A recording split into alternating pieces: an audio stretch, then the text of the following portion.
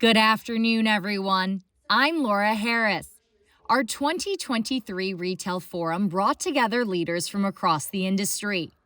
This year, I had the honor of sitting down with an automotive news spotlight guest to discuss his industry background, dealership business strategies, and commitment to excellence. Meet Parts and Service Director at Volvo Cars Marin, Chris Vann. Now, you've been in the industry for over 35 years, and you've always had a role with the service and parts department. Can you kind of walk me through your background and how it's evolved over the years?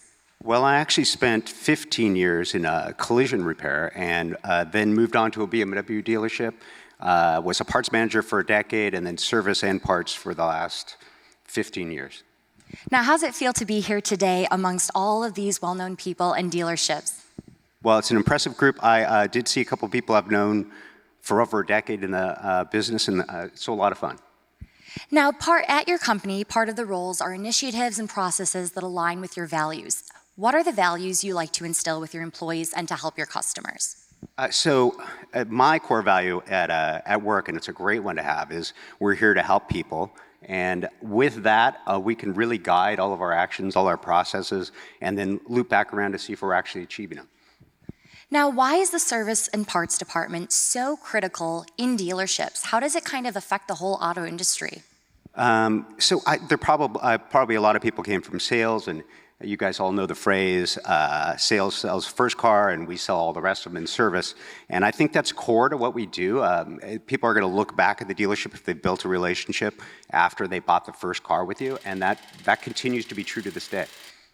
Now, with some of your initiatives, I know you focus on DE&I and other processes. So what are the key strategies you have going on right now that are going to help you excel moving forward? So when we talk about diversity, it's interesting at our dealership. Our general manager is Asian American. I myself am also, and it really came down to this is just the normal way we live. So in a way that wasn't really an issue for us. At the same time, like personally, because I've been in this business since the early 80s, it was really exciting when I found myself sitting in a manager's meeting and I was, there were two men there and 3 women. And it was the first time I'd ever experienced it. I will say that particular experience, just the gender part of it, it was very interesting because we could see different points of view. They just came about naturally, and it really added to problem solving and seeing how we're going to move forward. Now, you've won Best Dealerships to Work For. You've been nominated and recognized about 5 times, correct? How does that feel? What does that recognition mean that you are one of the top? Well, you know, the way I've thought about this a bit, so it's with two with a different dealership, and then 3 now since we've broken off, since Volvo Cars Marin has broken off. And one of the great things for me is it's not so much as, you know, being one of the 100 best ones, but it's what actions do we take throughout the year to actually be in the running and to see ourselves that way.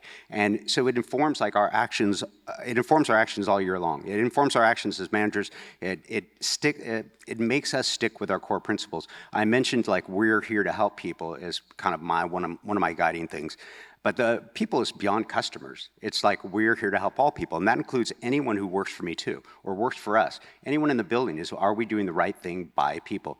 And that's not, you know, I've been in the business 38 years. That's not frou-frou. I actually think that is the core thing that guides you to success and profitability.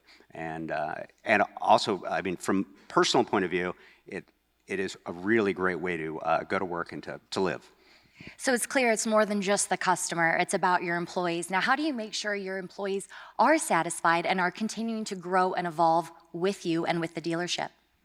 So each of the managers, myself included, of course, is responsible for their own employees to make sure they're developing. And as you guys know, I'm sure everyone here has mentored people. The big thing is you build a relationship with them, find out what is important to them, and then hold them to that. If that's their path, if that's their stated goal, how do you move them closer towards that? I mean, it really is the core of managing people as far as I'm concerned, is knowing what your people are looking for, seeing if that fits within what you want to do business-wise, and then helping them along that path, and then looping back around and, you know, checking with them often. So how do you continue to push yourself and challenge yourself to make sure you're reaching those limits and reaching satisfaction for all your employees and customers? So that's a big question. You know, I like numbers, and so I know when I'm doing well in business. But along with that tracking, I can see if it's how we're getting it. You know, sometimes like we went over for the last couple of years, there were some profits that we didn't expect and that came about. So that's a one-time win, right? But if you're not pushing the goal all the way through, if you're not watching your people develop, you'll take short-term wins like that and you'll have a long-term loss. So it's really watching the people develop, and the result comes from that. It's the process that you have to watch. The result will come from it naturally. Thank you, Chris, for taking the time to speak with us. And thanks for watching, everyone. I'm Laura Harris, Automotive News.